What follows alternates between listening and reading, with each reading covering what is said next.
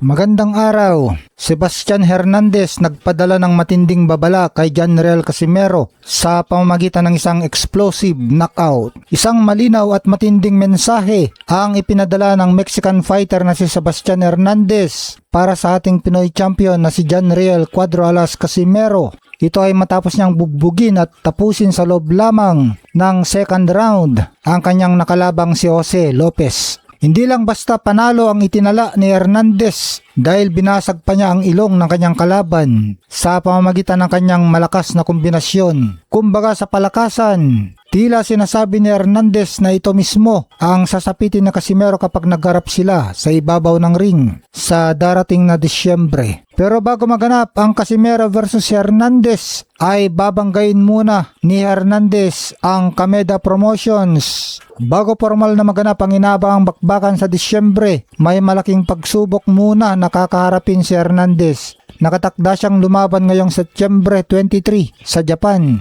laban kay Kyonosuke Kameda na pinsan ni Koki Kameda na promoter ni Casimero. Matatanda ang mabilis ang kumpiyansa ni Hernandez dahil siya mismo ang gumawa ng paraan at nakipag-uusap kay Koki Kameda para makuha si Casimero. Ngunit hindi ito agad ibinigay ng promoter. Kailangan muna niyang daanan at talunin ang pinsan nitong si Kyonosuke. Lumalabas na napakalaki talaga ng tiwala sa sarili ni Hernandez dahil kahit bago pa man ikasang laban niya kay Kyonosuke, kumpiyansa na siyang mananalo siya sa katatapos lang niyang laban kay Lopez. Kaya gustong makalaban ni Hernandez itong si Casimero. Gusto niyang ipagiganti ang kanyang kababayan na si Luis Nery. Hindi lang usaping parangal o karera ang dahilan kung bakit gustong-gusto ni Hernandez na makasagupa si Cuadro Alas. May malalim itong personal na dahilan. Gusto niyang ipagiganti ang kanyang kababayan si Luis Nery na pinatumba ni Casimero ng 6 na beses bago tuluyang na-knockout. Lumalabas na nabastos at nagalit ang maraming Mexicano kabilang na si Hernandez sa ipinakitang asal ni Casimero sa laban na yon kung saan nag-gesture pa ang Pinoy ng gilit leeg habang dinidila ng nakatumbang si Nery. Subok sa bakbakan, si Hernandez ang bumugbog at nagpamaga sa mata ni Nakatani. Hindi rin basta-basta ang kakayahan nitong si Hernandez. Siya mismo ang nakatunggali ng Japanese superstar na si Junto Nakatani sa isang napakatinding bakbakan. Sa laban na yon, binugbog at pinamaga ng gusto ni Hernandez ang mata ni Nakatani. Bagamat natalo siya sa pamamagitan ng desisyon, marami sa mga tagahanga at nakapanood ang naniniwalang siya dapat ang itinanghal na panalo noon, maski si Hernandez mismo ay nananatiling nang gigiit na siyang tunay na nagwagi sa bakbakan na yun. Kilala si Hernandez bilang isang napakasipag na boxer, walang alam na atrasan, laging pasulong, gustong nakadikit at mahilig sa palitan ng suntok sa loob ng ring. Kaya inaabangan ang tagisan ng dalawang knockout artist na si Casimero at Hernandez. Ang ganitong kalibre at estilo ng pagkikipaglaban ay eksaktong swak sa panlasa ni Casimero na kilalang palaban sa mga slugger at marami ng napabagsak na Mexican fighters sa kanyang karera. Dahil parehong knockout artist at walang takot makipagpalitan ng bomba, inaasahang magiging punong-puno na aksyon, tensyon at emosyon ang gitgitang laban ni Sebastian Hernandez at Janriel Casimero sa Disyembre sa Japan. Magandang araw! Casimero hinamon ng bumugbog kay Nakatani.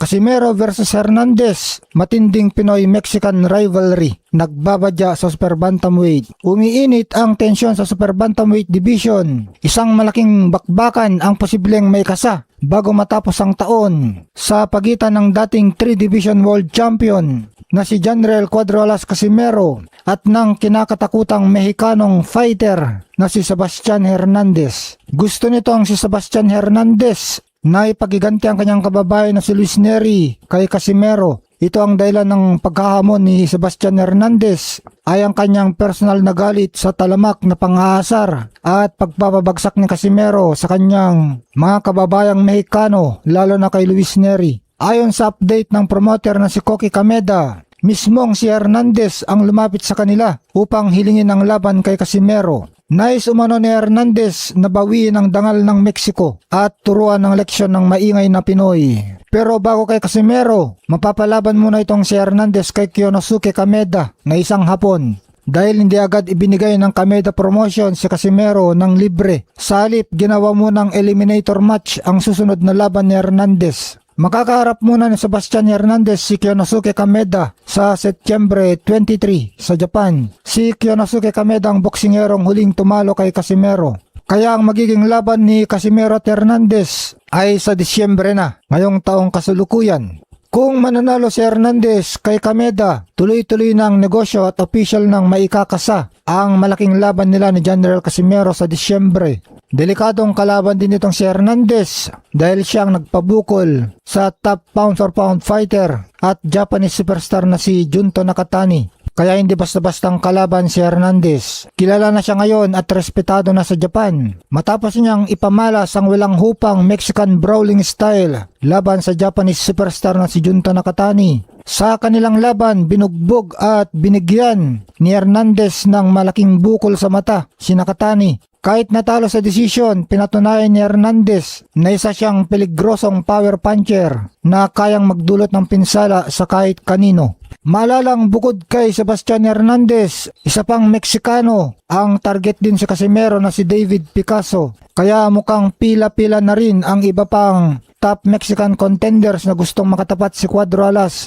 Ito nga kabilang ng undefeated contender na si Alan David Ray Picasso. Nagiging paboritong target na si Casimero ng mga Mexicano dahil sa kanyang Mexican killer reputation. Madami kasing Mexicanong pinataob si Casimero sa kanyang karera, kaya't mukhang ginawa na siyang misyon ng mga batang Mexican fighters. Isa pa, tingin nila ngayon na ang pagtalo kay Casimero ang mabilis na tiket para makalaban si Naoya Inoue. Sikat kasi ngayon si Casimero sa bansang Japan, lalo pat siya ay dating kampiyon. Kaya ang pinakamabilis na paraan upang makakuha ng laban sa undisputed champion na si Naoya Inoue ay ang pagtalo kay Casimero. Kaya makikita natin na nasa magandang posisyon ngayon si Casimero. Kaya kung mananalo si Sebastian Hernandez kay Kameda ngayong Setyembre, isang malaking pasabog at walang atrasan na banggaan ang inaasahan ng buong mundo ng boxing sa Disyembre 2026. Sa tingin nyo, kakayanin ba ni Sebastian Hernandez ang lakas at katusuhan ni Cuadro Alas? Magandang araw. Kyonosuke Kameda versus Sebastian Hernandez.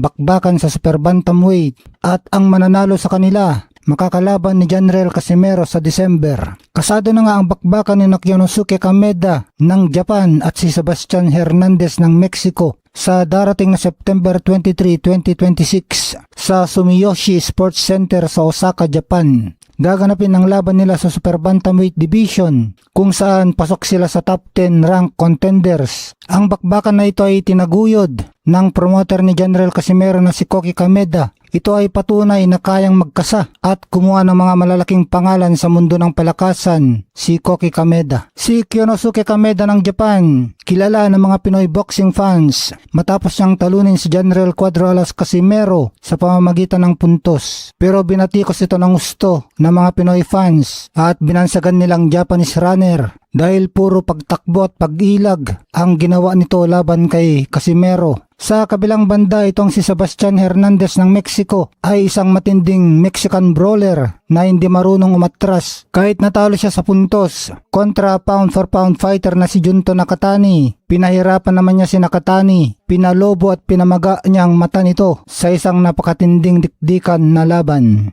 May malaking epekto itong nakatakdang laban ni Kyonosuke Kameda at Sebastian Hernandez para kay General Casimero.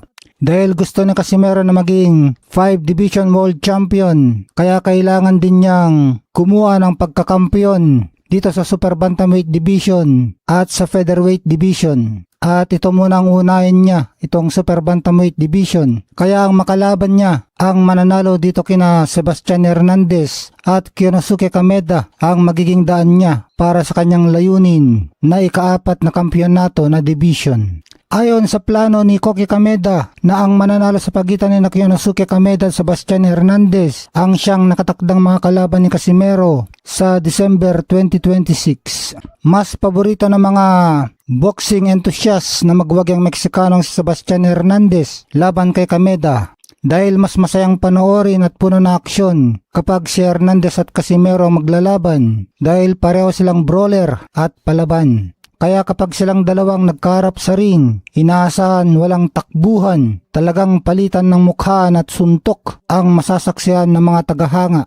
Pasulong at agresibo ang estilo ng Meksikano. Swak na swak ang ganitong laban sa lakas at counter-punching ni Casimero. Kaya mas mataas ang posibilidad na tapusin ito ni Casimero sa malupit na knockout. Katulad ng ginawa niya kay Luis Neri na isang Meksikano din katulad ni Hernandez. Kung si Konosuke Kameda ang mananalo, malaki ang posibilidad na uulitin lamang nito ang takbo-takbong diskarte laban kay Casimero. Kaya naniniwala ang maraming fans na mas mabuting wag nang makipag-rematch sa Casimero kung paulit-ulit lang siyang tatakbuhan nito sa loob ng ring. Kaya abangan natin ngayong September 23 kung sino kina Konosuke Kameda at Sebastian Hernandez ang magwawagi at harap kay Casimero sa December 2026. Magandang araw, may bagong bagyong nagbabadya sa mundo ng Philippine boxing. Mainit na usap-usapan ngayon sa mga boxing fans ang lumalakas na bulong-bulungan. Si Sebastian El Gato Hernandez na nga ba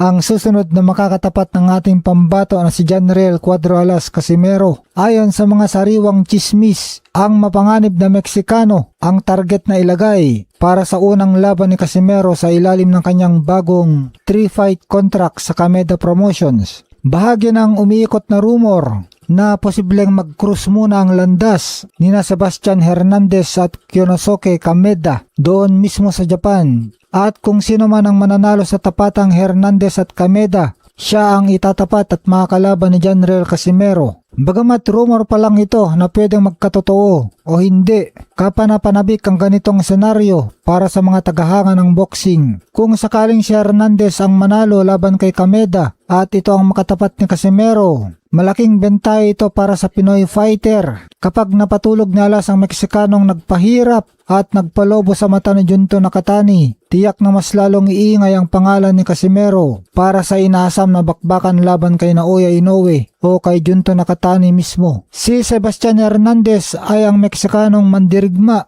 na nagpahirap ng gusto sa multi-division Japanese champion na si Junto Nakatani. Sa kanilang nakaraang engkwentro, ipinamalas ni Hernandez ang walang umpay na pressure, agresibong atake at mabibigat na kombinasyon na naging dahilan upang halos pumutok at maglobo ang mata ni Nakatani. Kahit na si Naoya Inoue ay nakatikim din ng bagsik ng Meksikanong ito nang maging sparring partner siya sa Ohashi Boxing Gym, kung saan balitang inubos sa bugbog ni Hernandez sa mga nakasabay niyang Hapon doon. Matigas, walang takot at laging pasulong lumaban, yan si Hernandez. Bagamat mapanganib ang Meksikano, swak ang estilo niya para kay Cuadro Alas dahil hindi na kailangan habulin. Laging pasulong at mahilig makipagsabayan si Hernandez. Paborito itong target ni Casimero bilang isang magiting na counter-puncher. Ang agresibong pag-atake ni Hernandez ay nag-iiwan ng mga openings sa depensa na pwedeng salubungin ng mapanganib na power punches ni Alas. Sa bakbakang walang atrasan, mas nangingibabaw ang subok na lakas at tibay ni Casimero.